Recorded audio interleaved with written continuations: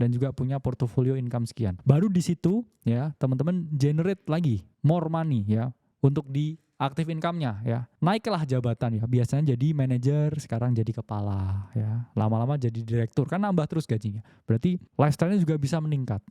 Terus misalkan punya secondary income ya. Coffee shop-nya tambah rame ya. Buka cabang di berbagai tempat. Ya, terus kemudian portofolionya ya, Bitcoin-nya meningkat terus makin lama. Nah, ini yang dinamakan cara membangun wealth.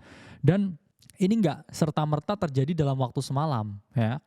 Kalau semalam ya itu bangun candi ya, Candi Prambanan ya, untuk Roro Jonggrang. Itu semalam, itu pun masih semalam. Ya enggak ada yang tik ini ya. Jadi enggak ada yang instan ya. Semua itu butuh yang namanya proses. Nah, kita bahas sekarang alokasinya ya. Misalkan saya punya 100 juta, terus kemudian mau saya investasikan ke kripto ya. Di sini apa yang harus saya lakukan? Di sini kita bisa membedahnya ya ke dalam 2 skenario, yaitu adalah skenario yang pasif dan juga yang agresif.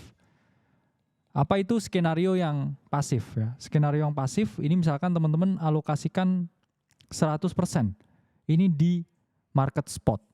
Apa itu maksudnya? Ya teman-teman bisa mengalami kenaikan ketika harga suatu aset itu naik. Kalau turun rugi ya. Ini ketika teman-teman mau pasif. Tapi kalau teman-teman mau agresif, teman-teman juga bisa split 70-30.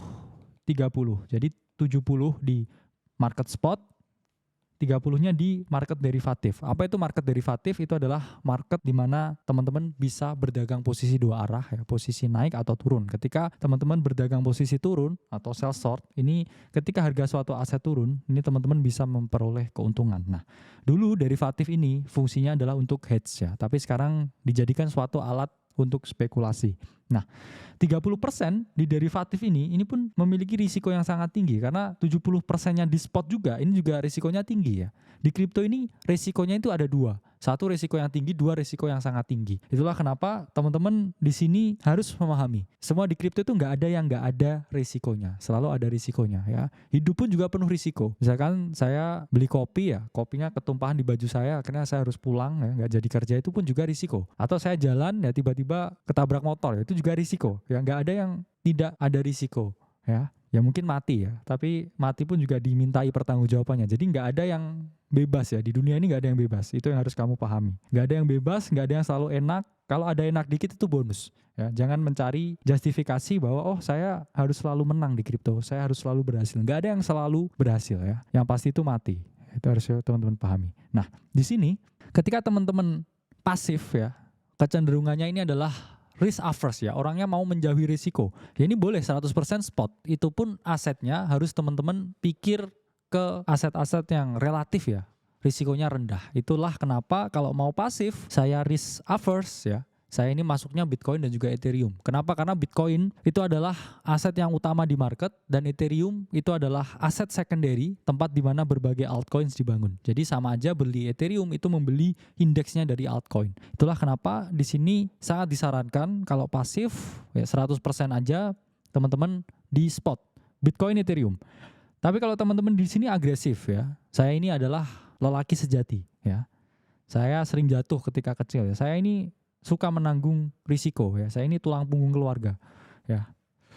Ini apa yang harus teman-teman lakukan? Nah, ini teman-teman bisa menggunakan cara yang sangat agresif ya. 70% di spot, 30%-nya ini di derivatif. Misalkan di sini gimana background checknya? Kalau 70% di spot, kalau mau agresif, teman-teman bisa trading yang namanya altcoin ya. Alternatifnya dari Bitcoin dan juga Ethereum. Ada banyak sekali ya altcoin di luar sana ya. Tapi nggak semuanya bagus ya. Sama seperti memilih jodoh ya. Banyak wanita di luar sana ya. Tapi yang bagus mungkin 1 atau 2 ya. Cuman ini 1 ya, ini 2. Kalau kamu pas milih yang salah, ya apes ya. Ini seperti memilih altcoin ya. Jadi itulah kenapa teman-teman harus pahami, harus ada skill set khusus ya. Ketika kamu mau meriset sesuatu. Kalau kamu nggak bener ya risetnya, ya kamu apes ya. Salah memilih. Itulah kenapa ya. Penting sekali yang namanya diversifikasi. Karena kita nggak tahu bisa milih yang busuk telurnya ya. Jadi bukan jodoh ya ini. Kalau jodoh 1. Kalau yang lain boleh diversifikasi. Investasi harus diversifikasi ya. Ketika teman-teman di sini beli altcoin ya, ini dari modal 100 juta misalkan. 70%-nya ini mau teman-teman masukkan ke market spot. Berarti teman-teman untuk di spot ini kurang lebih uangnya adalah 70 juta.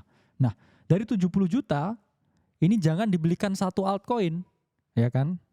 Habis lihat margin call, wah saya punya 70 juta nih ya, super agresif. Saya ini pemberani nih, langsung ya, harta tahta manta, semua dibelikan manta. Ya, mantap gitu ya. Langsung dibelikan, dihantam semua di manta ya. Turun 5% mulai deg-degan ya. Turun 15% mulai pucet ya. Turun 20% udah mulai linglung ya. Turun 30% ngarang-ngarang cerita sedih ya. Turun 50% langsung hate comment di TikToknya Aceh. Nah, ini yang terjadi ketika kamu nggak bisa menerapkan portfolio sizing yang benar.